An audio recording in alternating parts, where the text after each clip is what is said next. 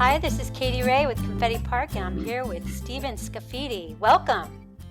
Hi, Hi, thanks so much for being on the show. thanks for having me. You've got a line of all sorts of media. Tell us about your ghostwriter empire, Steven. Well, I started my career in television. I wanted to get into radio, but they said I didn't have the radio voice back then. So I actually started DJing, and uh, I love music, and I got into concert promotions back in college, my college days. And I actually met my wife at a club called 4141 in New Orleans, which was really popular back in the day. So I ended up getting into television, and then I worked at WVUE TV for about almost 10 years. And I was a producer, director, cameraman kind of guy. And I've written hundreds, maybe thousands of commercials. I mean, it's a lot. And, Wow. that was my job every week, producing Can you commercials. tell me one of your favorite commercials? Oh my gosh, you're killing me on this. I actually don't have a favorite because I did a lot of local businesses, a lot of restaurants, a lot of different places. But I did a campaign for a national car company back in the day. I did General Motors. I did some beer commercials. I did the U.S. Marines. That might be my favorite, the U.S. Marine spots. You've worked on a lot of interesting, all over the place stuff, and one of the things that's popping out at me is Morgus the Magnificent. My partner and I, back in the day, I started a company called Scaffidi and Cheddar Entertainment, and Nick and I brought Margus out of retirement back and got him back on TV. And instead of doing the wraparounds with the movies like he had done in the past, we came up with the idea to do 30-minute standalone, broadcasts. And we got him on Cox Cable, and he was across the region for a while. And Hmm. so we got him out of retirement. And he was a tough guy to do business with, be honest with you. Ugh. He didn't want to listen to any ideas, but he did take that idea. And that's what got him back on the air. It seems like footprint here in New Orleans and of Louisiana, but you've also worked for PBS and Disney. Yeah, I got around. I mean, I've been around a long time, and I love the creative process. So I I love the documentaries and the films I've produced over the years. And, one of my favorites is Forgotten on the Bayou. Another one's The People's Story. I went down to Honduras after Hurricane Mitch and documented that. And my wife's from Honduras, so that story is very special to me. But Forgotten on the Bayou, we took Rocky Vaccarella from St. Bernard and towed his FEMA trailer to the White House and ended up in the Oval Office telling George Bush, hey, the job's not done. Don't forget us. Thanks for the FEMA trailer, but the job is not done. And then I made a film called Execution, which is very special to me. And we follow a guy on death row, his last days. And the film takes you into the death chamber. And the death penalty is a very controversial subject, and I wanted to tackle that subject. So I like subjects that have some meat on the bone, and you can really talk about it and debate it. Wow. You truly have a lot of hats. You prefer writing to producing to directing. What do you like the best? I mean, I like all aspects, but I got to tell you, writing's my favorite part because that's where it's created. Storytelling. I'm a storyteller. I was the kid in high school that would go on the camp. Look, I was on the football team. I played quarterback, so at least I could get people's attention, right? So when we went on these camping trips during my high school days, I was the kid that always got everybody to sit around the campfire, and I would just start telling stories. And the key to great storytelling is taking a little bit of fact and then embellishing on that. Because if you tell just exactly what happened, like, okay, this is what I did last summer, it's pretty boring. But if you take just a little bit of the facts and then you start embellishing and adding to it, that's great storytelling, and that came natural to me. Well, you started a new series of books for kids where you get to do a lot of storytelling. It's called Hey Papa Dude. Yeah. Why don't you tell us the whole concept? Well, my dad was the original Papa Dude. Now he's been gone for over 20 years. He passed away, but everybody knew him as Papa Dude. So when I was a kid, I started calling my dad Papa Dude, and he just loved. He was a great athlete when he was younger, but then he was a great cook. He was the number one tire salesman in the country for many years back in the 60s. And so he was a character and he was a storyteller too. So I came up with this concept. Hey, Papa Dude. Papa Dude knows a little bit about everything. So, hey, Papa Dude, can we take a road trip? Hey, Papa Dude, why do kids love going to the zoo? And so, hey, Papa Dude, why are we crazy about dogs and so on? And I wanted the title to be Hey, Papa Dude, and then a question. And then the book answers the question in a very creative way. And I've written 6 books are published. I started writing right around the time that the pandemic hit.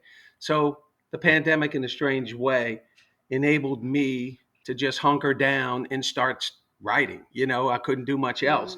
Mm. And my first book was the dog book, and I told my wife I wanted to do this. And I've never written a kids book in my life. I have been published a couple of other times with just paperbacks, stories, kind of thing, but I decided to do this. And kids' books are different because, first of all, Kindle doesn't work with kids' books, right? It's got to be Yeah. hardcover. It's physical. You got to touch a kid's book, and it's got to be quality paper. It can't be paperback. Nobody wants a paperback kids' book. So that was a challenge for me. And the art is huge on kids' books. So it can't just be a bunch of words. It's got to be pictures and words. And God blessed me a little bit with some talent to at least lay things out. I design everything, and I did team up with a young lady. Her name's Maloney, and I've never met her in my life. Everything's over the internet, and we text a lot and email back and forth. And she does the art that I can't do. So I kind of set it up and say, hey, here's what I'm looking for. And then bang, she puts it together. And then I do the final layout and I polish everything. And it's been working fantastic. So, Wow. Yeah, it's really great when you find somebody you work with. it was tough. I want to do, I really want to do some more workshops. I do writing workshops. I've been focused on film for a long time, and I do these film writing workshops. If you go on my website, you can see it, uh, creative storytelling. But I also want to do workshops with kids' books because I think I've cracked the code, at least on getting the books made and published and distributed. And if you're hanging on, holding your breath for some big publisher to come up and give you an advance and get your books out there, hey, it can happen, but you could win the lottery too. So I just like taking things in my own hands. At least that gives me the opportunity to at least get my work out there. Hmm. The worst thing a writer can do is write and then it sits on the shelf and nobody ever reads it. That's not good. You say you think you've cracked the code. What is it? It's do it yourself. Seriously. You don't need a PhD. You don't need some special. What you need is if you're creative and you can tell stories, you can find somebody to help you with the art. You can find a printer and you can publish it yourself. Look, I've been published by several different publishing companies. I will never go down that road again unless they offer me a great advance up front. This, we'll publish your book, but you're going to pay us, and that's popular out there. Uh, you know, I don't subscribe to that, and I've been down that What road. about distribution? Isn't it hard to get your books sold if you don't have a distribution deal? It is hard, but nothing worth anything comes easy, right? Hmm. So I'm fortunate enough. My wife is in the children's business and she's got contacts. So our first point of distribution for my kids' books are children's stores, not bookstores, children's stores. So we reached out to children's stores, and right now we're in 45 stores across the U.S. And that's how I Yeah, started. that's good. That's great. So you got your your entree to people who might not know you locally. Right. That's good. Now we're local too, but uh, the book look, the bookstores want to do consignment deals, and look, small bookstores are struggling, right? In Barnes and Nobles is not easy to get to, right? And I've been there. I've been there. So you got to jump through hoops for Barnes and Nobles. The small bookstores are hanging on, right? There, a lot of them are hanging on by a thread, and they want to do consignment deals. Well, when I first started writing, my wife and I sat down when we started putting our books together, and we came up with a couple of ironclad. This is what we're going to do. Okay, we had a game plan, and one of the things we said was we're not doing consignment. They got to buy it because trying to keep up with your books and consignment and bringing books to stores and then trying to get paid later, that is frustrating. Mm-hmm. I want a store that's invested in my product. So we do the wholesale retail thing. You sell it to the store for half the price that they're going to retail it for. That's it. It's pretty simple. So if they're going to retail a book for $20, you're going to sell it to them for 10, and you better find a printer that can print it for $5 or less. Mm-hmm. That's hard to do. Go call printers right now and say, hey, you want to print 500 hardcover books, 35 pages long, whatever, and see how much the price is. So, what's your quantity of printing your books? The minimum we do is 500. I might do 1,000, and keep in mind now that's an upfront cost for us, right? So we're coming out of pocket. So when I first started writing Papa Dude, I wrote the dog books, and then I printed 1,000 books, and um, I was 5 to 10,000 in the hole coming out of the gate. Right? Mm-hmm. Got to pay the artist. I didn't want to do residuals. Like I don't want an artist that's going to be like I don't want a partner. My wife is my partner. Now she's not an artist, but so I want to pay the artist. So I worked out a deal with Maloney and I said, hey, um, instead of per page art, I mean, that gets real pricey. I said, look, here's what I want to do. I got 30 pages, you know, I'll design everything. I'll set it up for you. And then I want you to deliver what I can't deliver. She was happy with that. And I said, look, how about for the first book, I pay you X? One price all in. She said, yes. That's how we started. Yeah. And it worked out beautiful. There was no, and I don't go back to her 20 times for revisions. Yeah. And you're So doing a I don't lot of want the to, work yourself. I do all of the final art. I do it myself. I do the layouts. I do a lot of the backgrounds. So when I wanted to create Papa Dude, I sent her a picture of my dad when my dad was about 50 years old, 40 years old, something like that. And I sent her this picture. I sent her two pictures actually, just over the internet. And I said, can you create me a character that kind of resembles that guy? And Yeah. that's how it all started. And I did that with about 5 or 10 artists, a couple of locals, and nobody delivered it until Maloney stepped up. And as soon as I saw it, I said, that's him. Mm-hmm. And I was sold. I was sold. Stephen, I didn't know what direction this interview was going to take, but you've really done a service to a lot of authors because I feel like you do have something unique to offer, advice, a different way to do it. Well, I appreciate that. I've always look. I've been in the business a long time. I've been a hired gun where people hired me to be a cinematographer and director many, many, many times. So I even tell young filmmakers when they come to me now, and they everybody wants money for their project. That's the bottom line. Everybody's looking for money. Mm-hmm. Okay, Mm-hmm. and I tell them all the time. And if you want to be a writer, you want to be a director, whatever you want to be, hire yourself. Do it the first time. Raise a few dollars from family and friends, people that love you, that are just going to give you a few dollars because they love you. Not that they're going to think they're going to make a profit off of what you're going to do. That's how you start. And lo and behold, if you do something and it does generate money and you can pay them back, they're going to be blown away and they're going to double the investment the next go round. It's just Mm-hmm.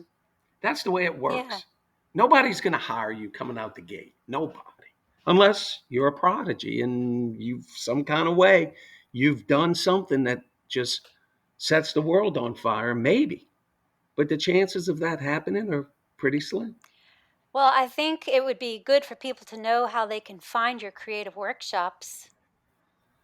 Well, I just started advertising them actually this past week. So, have you ever heard of an Airbnb experience? Oh, yeah. Okay, so Airbnb has these experiences. So that's where I started my most recent workshops, and they were doing pretty well. Um, $60 a head for 2 hours, one on one with me, 4 people max, and I do the workshops in coffee shops. So I pick a great. I love the coffee shop, CC's on Esplanade Avenue. Mhm. That's I love that one. So CC, I just go in, buy coffee, and for 2 hours sit there and conduct my workshop. I don't even think CC's knows there's a workshop going on because we're just sitting at a table and but they're really fun and they've been great. So I want to do more local workshops. So the Airbnb is great, but and I'm dealing with tourists 90% of the time because when they book Airbnb, they're looking for stuff to do and my workshop pops up. So I haven't done a workshop in over a year because of the pandemic. Yeah. So I'm trying to get that going again. My Ghostwriter website is ghostwriterpictures.com, like the movie Ghost Rider, Rider pictures.com. And on there, you can see my films, documentaries, and also Papa Dude. There's a link from there to Papa Dude. And then Papa Dude's website is heypapadude.com. And Papa Dude's best friend is Charlie Crab. So you get to meet Charlie, and Charlie's a character. Do you know those kids that always have something to say no matter what you say? They always have an answer to what you said, right? Mhm. That's Charlie Crab. He's a little character. He's kind of, he's fun, but he's always got something to say. So he's that little smart aleck kid that won't shut up. Well, we can't wait to meet them. Thanks so much, Steven. You're welcome.